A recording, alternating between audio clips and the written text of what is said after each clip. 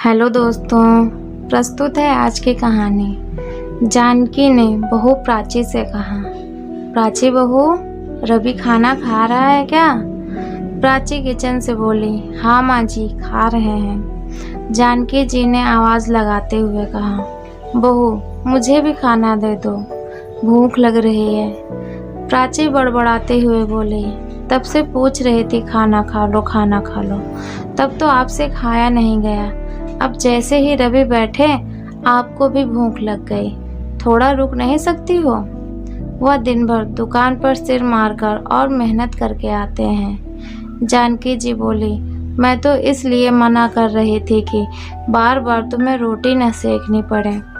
बहू, एक रोटी खाती हूँ, ठंडी रोटी दांतों से नहीं कटती है, इसीलिए मैंने उस समय मना कर दिया था।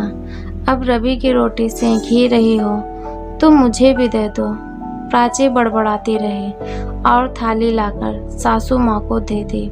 लो खाओ गरम रोटी, कहो तो चूल्हा और तावा यहीं पर ले आऊं?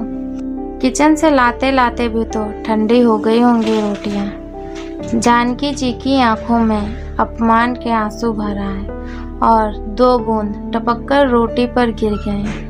रोटी देखकर अनायास ही मुस्कुरा उठी और अपने आप से ही बोल उठी, यह देखो, मेरे आंसुओं से भी मेरी रोटी गीली हो गई, अब यह और भी मुलायम हो गई। और वह रोटी को सब्जी में डुबोकर खाने लगे। जानकी जी को अपना समय याद आ गया, जब संयुक्त परिवार था और सब लोग गरम गरम खाना खाते थे। सास ससुर, दादाजी दादी जी, देवर ननद सब उनके हाथों की बनाई रोटी की कितनी तारीफ करते थे।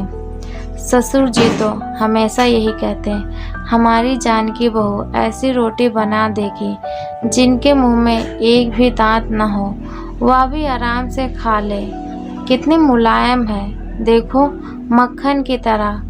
तब तक रवि आ गया और बोला, क्या बात है माँ, कहाँ खो गई? यह रोटी ठंडी हो रही है, खा लो ना।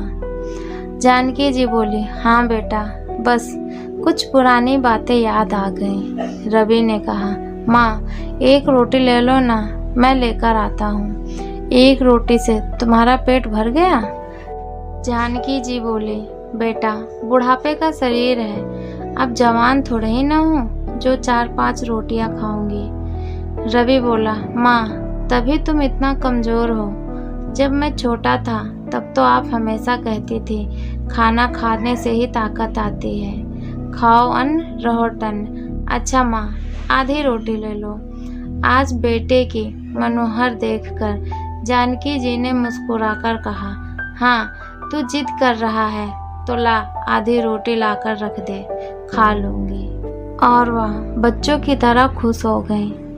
रवि पास में ही बैठ गया और बोला, माँ आप जल्दी खाना खा लिया करो, मुझे तो इतनी देर हो जाती है दुकान से आने में। प्राची, माँ को जल्दी खाना दे दिया करो, 10 बज रहे हैं, आप इतनी लेट खाना खाएंगी? जानकी जी ने कहा, प्राची तो कब से कह रही थी, लेकिन मैंने ही मना कर दिया था। अब तुम्हारे साथ गरम गरम रोटी खा लेती हूँ तो पेट भर जाता है। प्राची ने बड़ी ही गुस्सैली नज़रों से जानकी जी की तरफ देखा, लेकिन मुंह से कुछ नहीं बोली।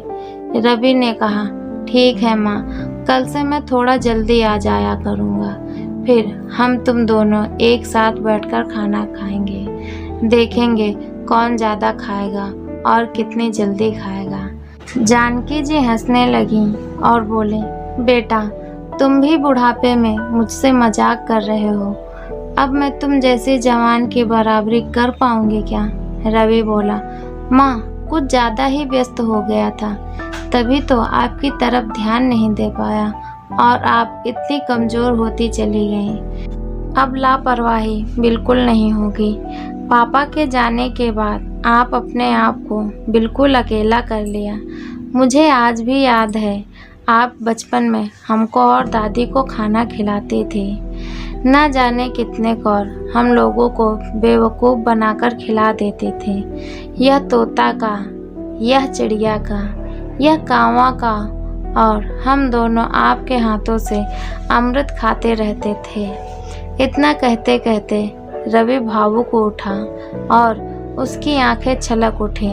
जानकी जी बोली, यह देखो, इतना बड़ा बच्चा रो रहा है।